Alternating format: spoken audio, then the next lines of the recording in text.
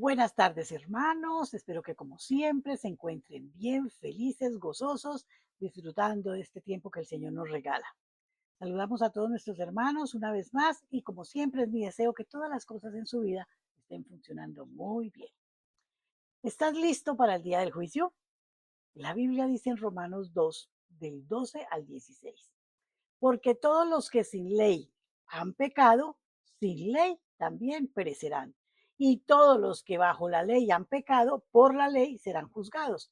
Porque no son los oidores de la ley los justos ante Dios, sino los hacedores de la ley serán justificados. Pero, ¿por qué? Cuando los gentiles que no tienen ley hacen por naturaleza lo que es de la ley, estos, aunque no tengan ley, son ley para sí mismos, mostrando la obra de la ley escrita en sus corazones, dando testimonio su conciencia y acusándoles o defendiéndoles sus razonamientos, en el día en que Dios juzgará por Jesucristo los secretos de los hombres conforme a mi evangelio. La Biblia establece que todos los seres humanos somos pecadores y por lo tanto estamos destituidos de la gloria de Dios. Y dice también que la paga del pecado es muerte, pero seguidamente nos muestra una preciosa esperanza, producto de la misericordia y de la gracia de Dios. Mas la dávida de Dios es vida eterna en Cristo Jesús, nuestro Señor. También leemos que Dios mandó a su Hijo para que todo aquel que en él cree no se pierda, mas tenga vida eterna. Que Jesucristo es el único camino para ir al cielo y que el que en él cree no es condenado. Pero asimismo leemos que el que no cree ya ha sido condenado porque no ha creído en el nombre del unigénito Hijo de Dios. En Juan 12:48 nos declara, el que me rechaza y no recibe mis palabras, tiene quien le juzgue. La palabra que he hablado, ella le juzgará en el día postrero. Es decir, los que han tenido la oportunidad de escuchar las buenas nuevas de salvación tienen dos alternativas. O creen en Jesucristo y reciben la salvación de su alma y la seguridad de vivir en el cielo por la eternidad, o rechazan la invitación del Señor y sufrirán eterna condenación. Ahora bien, ¿cuál es el destino eterno de aquellos que mueren sin haber tenido la oportunidad de conocer las buenas nuevas de salvación? Pues el pasaje de hoy trata de ese asunto, refiriéndose a los gentiles, los cuales no estaban bajo la ley, mientras que los judíos sí conocían la ley. Acerca de esto, Pablo escribe que no hay diferencia en el hecho de que tanto unos como los otros serán juzgados. Si conoció la ley, será juzgado de acuerdo a la ley. Si no conoció la ley, será juzgado como quien no conoció la ley. Una cosa es cierta, todo ser humano algún día comparecerá ante el tribunal de Cristo y recibirá, según lo que haya hecho mientras estaba en el cuerpo, sea bueno o sea malo. Cuando ese momento llegue para quien que jamás escuchó hablar de Jesucristo y su sacrificio redentor, Dios en su infinita e infinita misericordia lo juzgará de acuerdo a lo que tuvo oportunidad de conocer. El Señor es soberano y Él emitirá juicio conforme a sus principios y a su voluntad, la cual es perfecta. Mientras más luz llega a esa persona, mayor es su compromiso, pero el que de hecho no haya llegado a la luz del Evangelio no quiere decir que no hay responsabilidad ante Dios. Si tú has entendido que Jesucristo murió por pagar tus pecados y aún no has dado el paso de fe aceptándolo como tu Salvador, eleva ahora mismo al cielo una oración de arrepentimiento y de entregar al Señor. La Biblia dice que si confesares con tu boca que Jesús es el Señor y creyeres en tu corazón que Dios lo levantó de entre los muertos, será salvo. Si haces de corazón, puedes tener la completa seguridad de que cuando llegue el día en que tengas que comparecer ante el tribunal de Cristo, serás absuelto de toda culpa, pues ninguna condenación hay para los que están en Cristo Jesús, siempre y cuando se porten bien. Ora conmigo. Padre Santo, yo te doy gracias, Señor, por ese precioso regalo de la salvación a través del sacrificio de tu Hijo Jesucristo. Gracias, Señor, porque pude llegar a tus pies, Señor, por conocerte, por aprender de ti. Gracias, Señor, porque nos cogiste, nos acogiste, Señor Padre Celestial. Padre, yo te pido por todos y cada uno de mis hermanos que aún no quieren creer y entender que tú eres real, que tú eres vivo, que tú estás con nosotros en cada momento y en todo lugar, Señor. Esto te lo pido en el nombre de nuestro Señor Jesucristo. Amén, amén, amén. Como siempre, los dejo en compañía de nuestro amadísimo pastor John Jairo. Amén. Muy buenas tardes a todos. Muy buenas tardes a todos. Muy buenos días a los que nos ven después. Un saludo cordial con todo el afecto desde aquí, de Machetá, Cundinamarca, vereda Mulatá Alto. Tierra muy linda, paisajes hermosos, el clima espectacular, al menos a mí me gusta. Eh, tremendo, tremendo lo que acabamos de escuchar por la palabra de cielo cita de la Biblia. Algún día todos compareceremos ante el tribunal de Cristo, todos. La gente debe entender que nosotros somos una composición tripartita, que es espíritu, alma, cuerpo.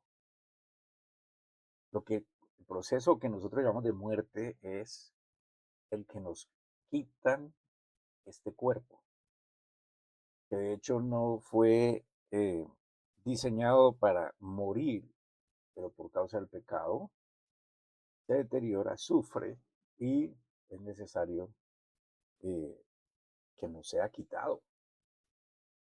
Entonces lo que quiero decir con esto es que la gente se preguntará, pero ¿cómo después de muerto lo va a presentar ante el trono de Dios? Lo que pasa es que usted no va a presentar su cuerpo, usted va a presentar lo que lo hace a usted humano, vivo, ser vivo, es su alma, en plena conciencia, porque el alma no muere.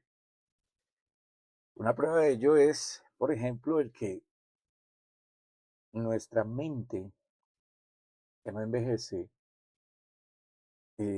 quiere hacer cosas todavía que el cuerpo le dice que no es posible porque el cuerpo no lo resiste. Entonces la mente sigue produciendo, la mente piensa, la mente se deteriora el cerebro, que es parte del cuerpo, pero, pero el alma que le da vida al cuerpo, eso no se deteriora. Entonces es bueno pensar en lo que significa realmente presentarse ante el trono de Dios. Pero bueno, y para eso, hermanos, es, de acuerdo a eso va en concordancia con lo que hoy voy a iniciar a hablar, que en realidad toda la Biblia es un encadenamiento, ¿sí? Entonces a veces parece que estuviéramos hablando del mismo tema, pero resulta que es que son, todo esto nos lleva a la misma verdad, es cómo miramos, cómo enfrentar o cómo asimilar la palabra de Dios, cómo acercarnos a ella, cómo poderla entender para volverla lo que debería ser en nuestras vidas, como es básicamente y de una manera como muy coloquial, un manual de vida. No un libro religioso, no un libro extraordinario que es solamente para ciertas personas o para una raza en especial. No, no, no. La Biblia es el deseo de Dios que fue escrito por deseo de Él, por inspiración de Él eh, en los hombres para que ellos escribieran y que nosotros hoy podamos leerla, estudiarla y analizarla y creerla. Entonces, debemos empezar a mirar la Biblia como, no como el libro este misterioso, sagrado, intocable, inaccesible, sino como el libro que Dios me dejó, donde está su palabra para que yo lo conozca, lo entienda y sepa por qué he sido creado y sepa cuál es, qué es el problema, por qué tenemos tanta maldad en el mundo, pero también cuál es la alternativa, que es Él mismo. Por eso vino en forma de hombre Jesucristo. Entonces, la idea, mi querido hermano, mi querido amigo, lo que sea que usted esté haciendo, le pido por favor ahorita mismo, si usted quiere ver este video, concéntrese en él. Porque no puede ser una costumbre el escuchar la palabra de Dios. Es decir, no es como poner una música, como hago yo, por ejemplo, en el carro. Yo pongo música en el carro porque eso me ayuda, es como, no sé cómo llamarlo, tal vez, yo ni siquiera le paro bolas a la letra ni a nada, no tengo ni idea. Yo oigo el ritmo, los ritmos y esto me ayuda como a concentrarme mejor en la conducción. Entonces, pero finalmente no me di cuenta de que estaba hablando la música.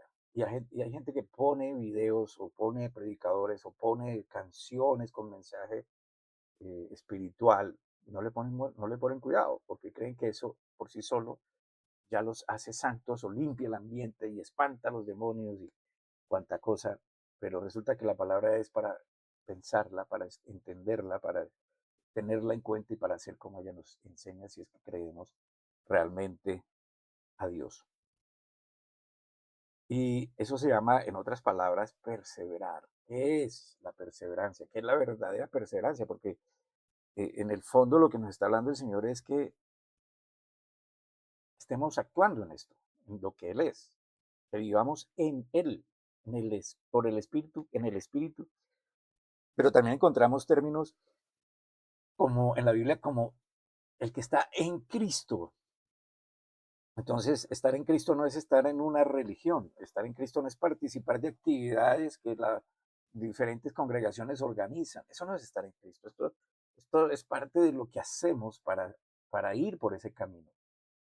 Entonces, por eso comienzo hoy una serie de enseñanzas que, como le dije, realmente no es que esté comenzando porque todo viene encadenado con lo que he venido hablando, con lo que sigo hablando, pero que yo espero le sean a usted como lo ha hecho en mi vida y lo está haciendo, porque esto no para, eh, me sean de provecho y me ayuden a entender y les ayude a ustedes a entender mejor lo que es ser un creyente. Un creyente es, yo no hablo de cristianos, porque cristiano hoy es todo el mundo, y entonces hasta la gente se confunde en esto, porque ya se volvió una religión y cristiano era un nombre que adoptaron los primeros creyentes para identificarse entre ellos, diciendo que seguían al Cristo. Fíjense, no a Jesús, al Cristo, al que resucitó victorioso. Jesús murió en la cruz, es decir, el hombre, el humano, murió en la cruz, pero resucitó el Cristo, el victorioso, el Mesías que vino a redimir la humanidad. Entonces, entender mejor lo que es ser un creyente, vivir la vida en Cristo, entender la diferencia entre practicar una religión y vivir una relación como hijo con el Padre Celestial, hijo de Él. Entonces, hay personas, hay creyentes que ni siquiera tienen la identidad de hijos, o sea, no se reconocen como hijos de Dios porque no saben, no conocen la paternidad de Dios. No se relacionan de esa manera, se relacionan con un Dios que a veces lo ven lejano, encartado con todos los problemas de la humanidad. Yo confío plenamente que estas enseñanzas, al usarlas adecuadamente, y usarlas es lo que aprendí, lo voy a poner en práctica. Son para el creyente, como dice la Escritura, la luz que alumbra el camino. Y lo digo con humildad y lo digo con mucho respeto y reverencia hacia el Espíritu Santo, porque es de Él que viene toda esta cantidad de maravillosa enseñanza, que nos ayuda a enfocarnos en lo que busca realmente Dios de nosotros. Y no es que Él necesite que nosotros hagamos, porque Él es Dios, Él es soberano, Él es absoluto. Él no necesita de nada, no necesita ningún complemento, ni necesita de nuestra buen comportamiento y de nuestra religiosidad para sentirse Dios o ser Dios. Él es Dios. Eh, yo me maravillo de conocer personas que saben bastante de Biblia. Algunos la predican con mucha fluidez y la citan con bastante exactitud. Yo me maravillo porque yo no soy capaz. Yo, a mí hay gente que me dice que yo sé mucho y yo la verdad no me reconozco como conocedor, muy conocedor de la Biblia. Sé que he aprendido, sé que el Señor me ha enseñado, eh, pero me maravillo ante aquellos que hablan con tanta fluidez y con tanta potencia y que recuerdan con tanta exactitud uno y otro versículo. pero a la vez también me sorprende lo lejos que esa palabra puede estar de sus vidas. Es decir, como dice el Señor, de labios para afuera. Es un conocimiento intelectual, más no una vivencia, no una experiencia, ya no les ha modificado el carácter al punto de llevarlos a vivir un estilo de vida como el que Dios nos quiere enseñar. Entonces yo no digo esto tampoco con el ánimo de crítica destructiva o de juzgar a nadie, sino más bien llamando la atención sobre lo que debe de ser y no lo que debe parecer. Porque nos llenamos de una cantidad de rutinas religiosas, de rituales, de sacrificios y cosas que el Señor no nos está pidiendo. Y, y entonces en eso estamos aprendiendo a depender o hemos aprendido a depender de los hombres y no de Dios. Y por eso somos incapaces de acercarnos nosotros mismos a Dios, porque creemos que no se puede, que siempre hay que usar un intermediario. Y la Biblia es muy clara, hermanos, en decir que el único intercesor entre Dios y los hombres es Jesucristo. ¿Ahora quién es Jesucristo? El mismo Dios que se hizo hombre, que murió en la cruz, resucitó victorioso y volvió a su condición, a su perfecta condición, donde todo se encierra. Y Él quiere que nosotros aprendamos a relacionarnos con Él. Y Él vino a romper cualquier barrera, a romper con lo que impedía que nosotros nos acercáramos a Él, que era el pecado. Entonces hay gente que no entiende esto, no se acercan, no lo viven de esa manera y por lo tanto buscan agentes externos, intermediarios para llegar a Dios y están haciendo mal. Hoy por hoy las multitudes, por otro lado, siguen emociones, pasiones, lo que les eleve el ánimo, lo que mueva su interior, sin importar si es por un ratico apenas. Es increíble cómo hasta eh, el mismo cristianismo ha sido infiltrado por el mundo de tal manera que ya la gente, los cristianos destacados, artistas cristianos, se enfocaron en hacer simplemente espectáculos, shows, cosas extravagantes, llenas de luz y sonido para atraer a las personas, pero eso no produce que, sino se estimulan demasiado las emociones y las pasiones y se despiertan cosas y hay momentos sublimes y no digo que no pase algo espiritual, pero no es lo que el Señor busca en nosotros. Lo que el Señor busca en nosotros es que por medio de lo que Él nos enseña, lo que tengamos en cuenta, nosotros comencemos a transformar nuestro carácter, la manera que podamos ya pensar de una manera diferente y dejarnos de mover por emociones simplemente. Yo no digo que tenemos que evitar sentir, no, es que el Señor nos dio sentidos, son 5 sentidos. Y también nos dio emociones. El asunto es cómo las administro, no cómo ellas me administran a mí. ¿Sí? Entonces a veces seguimos simplemente los impulsos, estas emociones que de un momento a otro son tocadas en lo más íntimo de nuestras y nos llevan a unos momentos de éxtasis tremendos y la gente llega a decir, estoy sintiendo al Espíritu Santo, como si el Espíritu Santo se sintiera, ese espíritu. Entonces se confunde todo ese montaje que le llaman espiritual con un mover realmente carnal.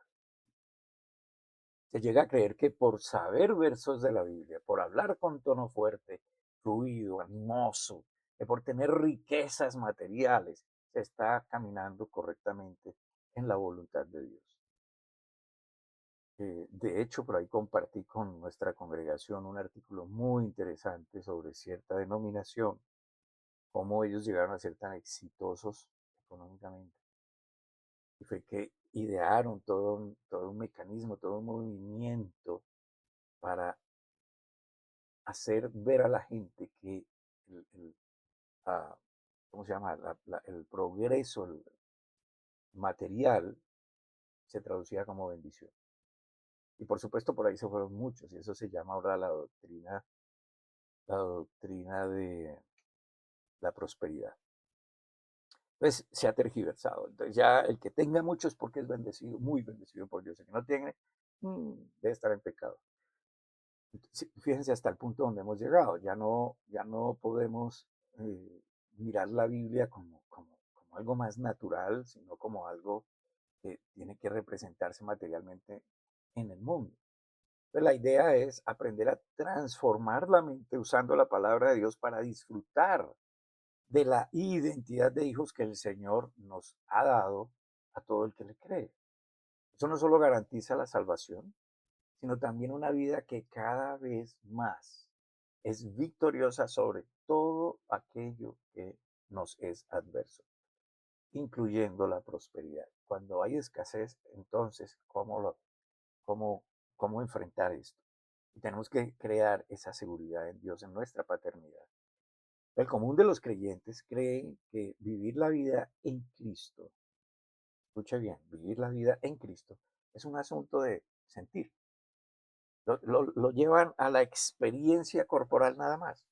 Que cuando las canciones con mensaje cristiano llegan a erizar la piel, o cuando esas letras logran hacer brotar las lágrimas, cuando se está orando y se llega a ese sentimiento fuerte que para algunos se manifiesta o se expresa riendo, o para otros llorando,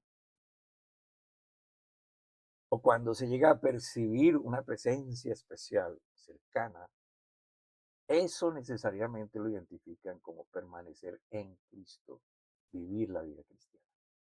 Ahora escuche, por favor, no estoy juzgando a las personas que pueden sentir, experimentar algo así. Lo que estoy diciendo es que en eso no consiste permanecer en Cristo. Puede ser que permanecer en Cristo produzca algo de esto. ¿Sí? Y que cuando nada de esto sucede, cuando no hay esas emociones, cuando una persona no siente nada en ningún momento, como una vez un hermano en la iglesia me dijo, es que yo no he sentido nada este fin de semana, estábamos en un encuentro, yo realmente no siento que haya pasado nada. Usted no siente nada en ningún momento. Cuando la oración no está llena de esas emociones, o cuando se abre la Biblia y las palabras como que no impactan, entonces esa persona está muerta espiritualmente. Desde esa creencia se parte para definir la vida espiritual de las personas. Y por supuesto, este es un grave error. Es un grave error. La dependencia de lo que se siente los catapulta a la cima porque vivieron algo muy especial, pero es solamente pasajero, porque al otro día ya no existe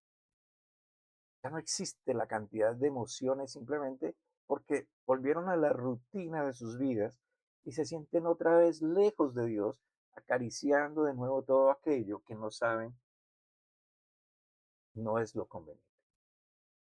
Ellos saben, por ejemplo, que no deben apreciar.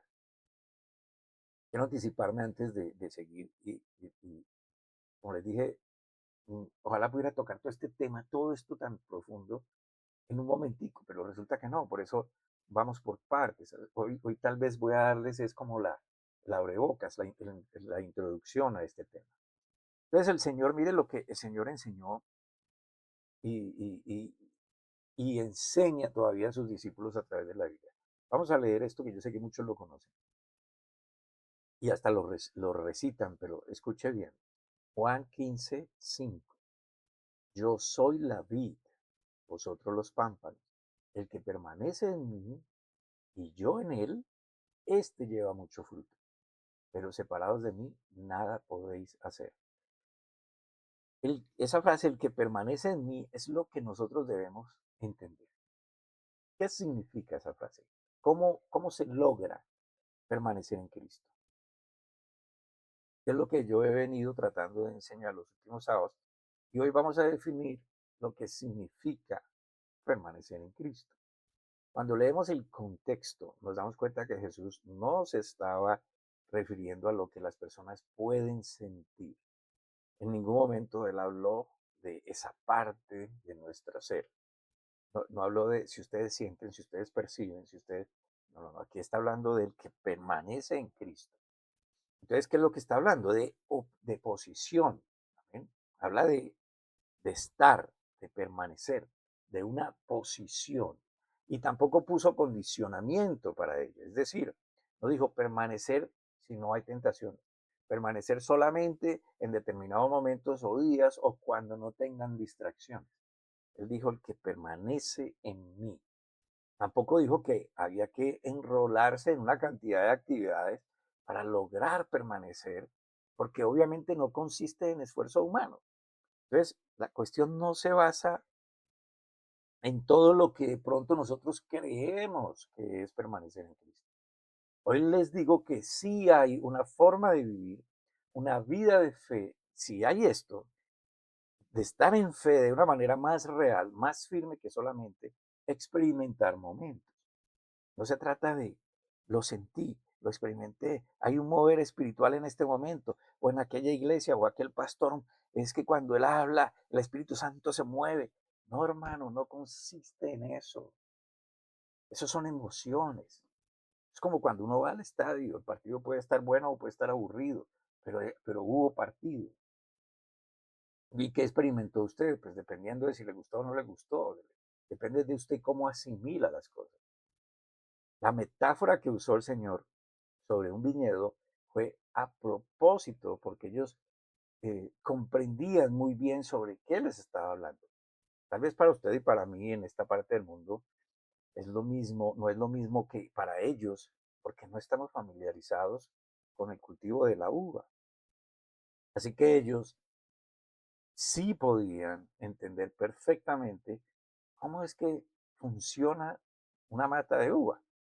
Para ellos, como para nosotros, ahora entender lo que Jesús enseñó, usando la metáfora de la vid y los pámpanos, es de total importancia en cuanto a que nos enseña, al mismo tiempo nos advierte que el mayor peligro que el creyente afronta no es el pecado evidente, el que se está viendo constantemente, tampoco es la rebelión abierta contra Dios, más bien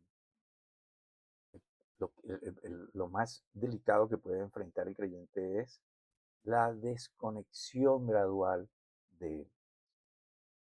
No es fácil darse cuenta de esa desconexión porque sucede de una manera suave, lenta, aún en medio de la práctica religiosa cotidiana, entre oración y oración. Viene a ocupar el mundo un lugar que comienza a darse en la vida de la persona. Comienza esta persona lentamente a integrarse con el mundo y con todo lo que el mundo ofrece y van llenándose estos espacios que antes ocupaba el Señor. ¿Cómo me relaciono con el Señor? Voy a estudiar, voy a leer, voy a meditar en esto, voy a aplicar la palabra del Señor en mi vida. Entonces el mundo, uno deja de hacerlo y el mundo comienza a ocupar el lugar. Para entender la palabra del Señor sobre la vid y los pámpanos hay que tener en cuenta el momento en que lo hizo. Si usted lee ahí en la escritura que les acabo de citar, ahí en Juan capítulo 15, usted lee detenidamente, note que Jesús no estaba dando un discurso a una multitud de gente, no estaba dando un sermón, ni tampoco empezó a hablar de esto cuando estaba en plena ejecución de un milagro, sino en la última noche antes de su crucifixión. Allí estaba él con sus 12 discípulos, que posteriormente fueron los apóstoles, aquellos que iban a ser enviados a predicar la palabra a todas las naciones. Eran estos los más cercanos a él y que luego estos mismos que estuvieron con Jesús un poquito más de 3 años, lo abandonarían. Inclusive algunos lo negarían y traicionarían. Y justo antes de todo esto el Señor comienza a hablarles, el que permanece en mí. ¿Por qué lo hace el Señor? Porque el Señor es sabio, porque el Señor en su infinita sabiduría, Él sabe todo lo que está, perdón, todo lo que Él podía ver el corazón de los hombres. Él sabía lo que iba a suceder. De hecho, Él ya sabía sobre la crucifixión, por eso la anunció, pero también sabía lo que iba a pasar con ellos, en el corazón de ellos, en el ánimo de ellos. Y vendría después de esto la persecución de los cristianos. Pero Jesús no les habló de estrategias para evitar esos problemas. Tampoco los instruyó sobre cómo organizar la iglesia, porque pues aquí va a comenzar una cuestión y entonces ustedes van a hacer esto y lo otro, ni qué tipo de actividades debían crear para atraer y mantener la gente en sus congregaciones. De hecho, ninguno de ellos hizo congregación. Ni siquiera Pablo. Pablo organizó congregaciones e instruyó congregaciones, pero él no tuvo congregación.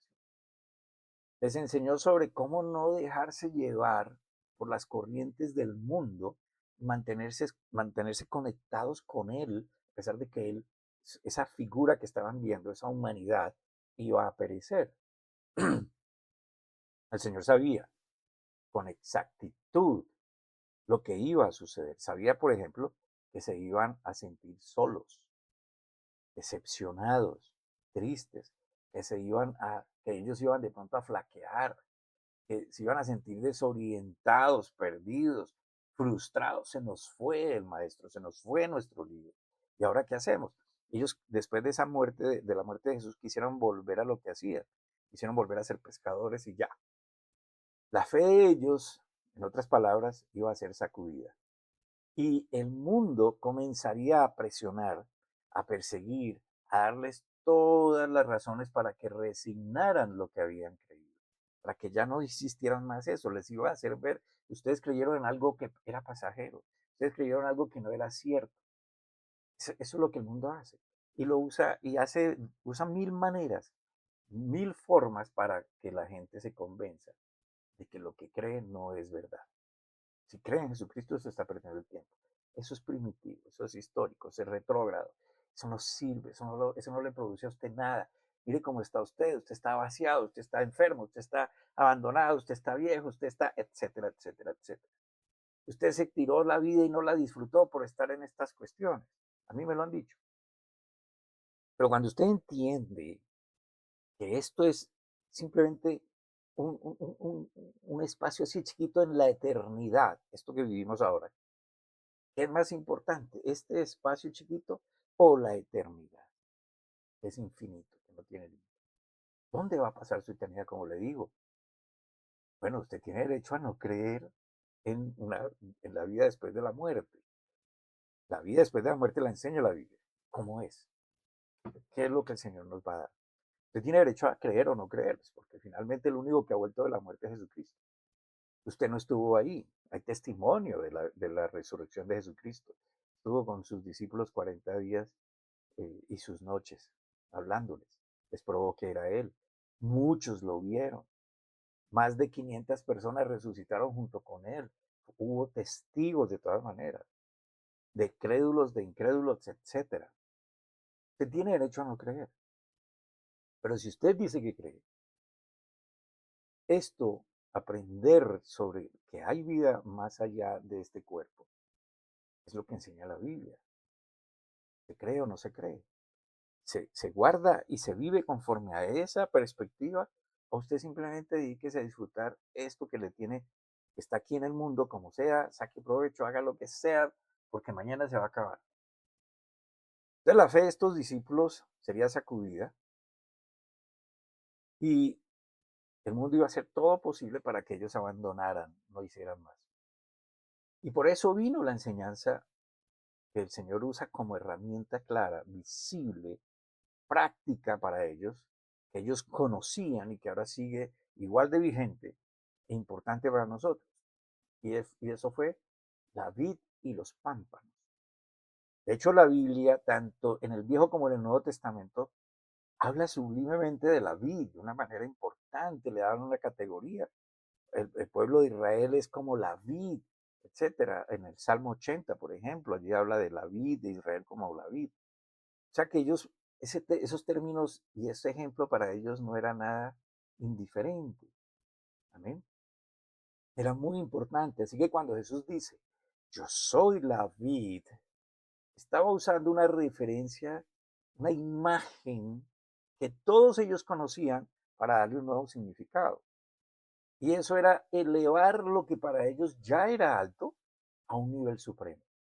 Estaba afirmando que Él es la fuente, el origen, de Él fluye todo lo que produce vida, y luego dijo algo igual de importante: ustedes son los pámpanos. Yo soy la vid, ustedes los pámpanos. ¿Y qué es un pámpano? Es una rama de la vid, de la mata de la uva. Y no tiene vida propia, porque no tiene raíz. Tampoco capacidad de producir fruto por sí misma. La única razón de existir es estar unida a la vid y dejar que la savia fluya a través de ella, para entonces, cuando ese proceso se complete, donde existe una conexión, la rama o el pámpano comienza a florecer y a producir fruto abundantemente. La uva era uno de los productos más importantes que había en ese entonces, junto con la oliva, eh, las aceitunas.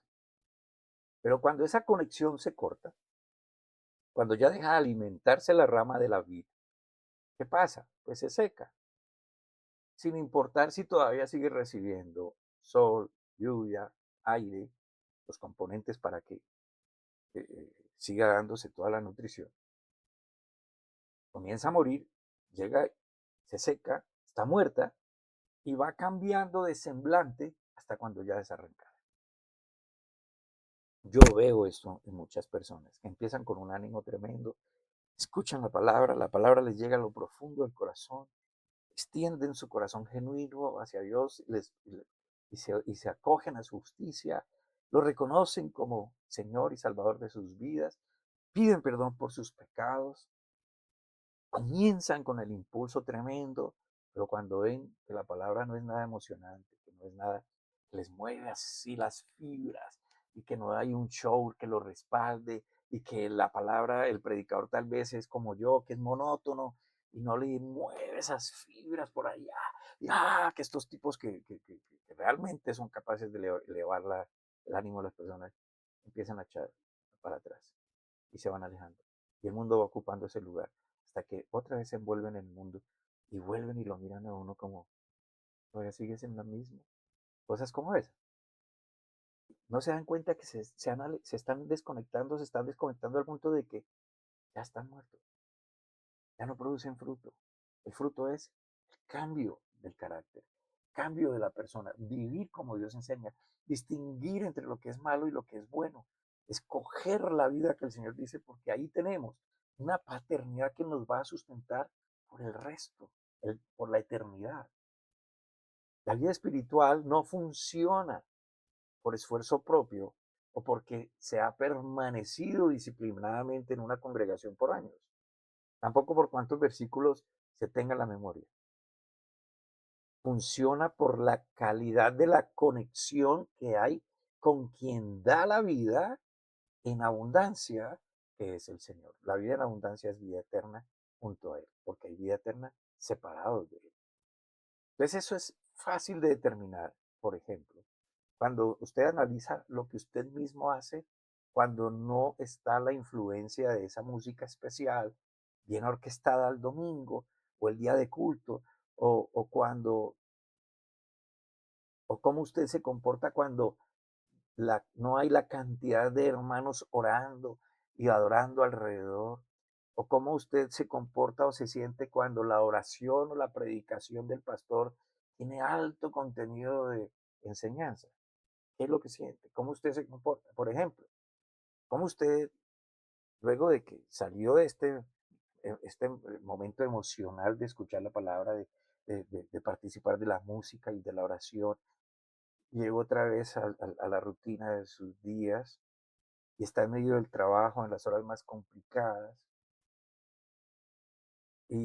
o está en medio del intenso tráfico, y entonces se atraviesan y la moto y el ciclista y el peatón y la gente y etcétera, y usted comienza a perder la paciencia.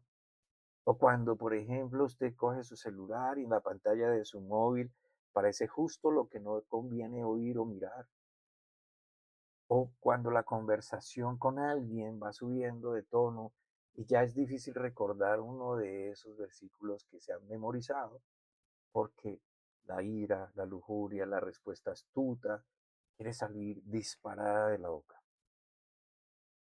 La reacción impulsiva quiere dominar. Es en esos momentos en que es fácil darse cuenta qué tan conectado a la vid se está. Y si somos honestos con nosotros mismos, si analizamos con humildad y sinceridad la respuesta que nos demos, podemos comprender mucho mejor lo que vamos a comenzar a analizar de este momento en adelante. Por eso hay que estar conectados, hermano, para seguir avanzando en afianzar la fe, en dar pasos con seguridad, porque se ha entendido la enseñanza, porque se vive, porque se experimenta. Lo que le invito que haga es que persevere, que escuche la enseñanza, vaya sobre su propia Biblia, no tenga temor de darse cuenta que tanto usted no sabe de ella. También lo invito a que comparta la enseñanza con otras personas cuando esté seguro de que es buena para usted mismo, porque lo contrario, pues no tendrá incentivo para invitar a otros a conocer del Señor. Entonces, esta parte es como una parte introductoria para lo que viene, eh, porque vamos a profundizar un poco más en el tema. ¿Sí? Es importante que el creyente se afiance más en la fe en estos momentos. Hace muchos años en la iglesia yo comencé a decir algo que no comprendía, pero sabía venía de Dios. Les decía, la iglesia va a ser sacudida, la iglesia va a ser sacudida, como, como Satanás sacudió a Pedro. Y el Señor le dijo, pero no temas, oraré para que tu fe no falte. Y la iglesia está siendo sacudida, la iglesia de ustedes soy yo. ¿Por qué está siendo sacudida? Porque tenemos que entender qué es lo que creemos, conocer qué es lo que creemos, saber si que estamos o no creyendo realmente a Dios o estamos confiando más en lo que percibimos, sentimos y en nuestra propia sabiduría. Y está siendo sacudida porque estoy seguro que se acerca el tiempo en que el Señor viene por su gente. Hermano, siempre cierro de la misma manera, siempre comparto este correo que lo va a compartir. Si nos quiere escribir por alguna necesidad que tenga, por alguna duda, ahí está el correo adoracioninternacional@gmail.com. Nos puede escribir ahí, me puede escribir ahí. Y puede mirar nuestros videos aquí en @adoraciondotan en YouTube. Y ahí hay material. También cierro con este otro tema de agradecimiento a las personas que nos ayudan económicamente a seguir adelante, a nuestro sostenimiento, a ayudar a otros, que de hecho ayudamos a otras personas. Al momento en que usted lo hace con un corazón alegre, humilde, sincero, hermano, tenga la seguridad. No porque usted está haciendo un negocio con Dios, pero nada le va a faltar ni a usted ni a su descendencia. Va a tener lo necesario. Y mucho más si el Señor quiere. Lo invito, como le dije, no se desconecte, esto es una introducción, vamos a seguir ahondando en el tema. Eh, Comparta la enseñanza con otros, no nos quedemos con lo que el Señor nos da para nosotros mismos, vamos con otras personas. Y hermano, siga conectado al Señor. Yo oro para que usted pueda vencer su propia carne, sus propias emociones, esos impulsos que no lo llevan por camino seguro, que lo llevan al desánimo, a la tristeza, a la confusión, a la frustración. Confíe plenamente en el Señor. Yo sé que el Señor nos bendice todos los días. Él tiene misericordia y nuevas son sus misericordias cada día. El Señor lo bendiga, lo guarde, lo guíe, lo aliente a seguir adelante, a seguir conectado con Él. En Cristo Jesús. Amén.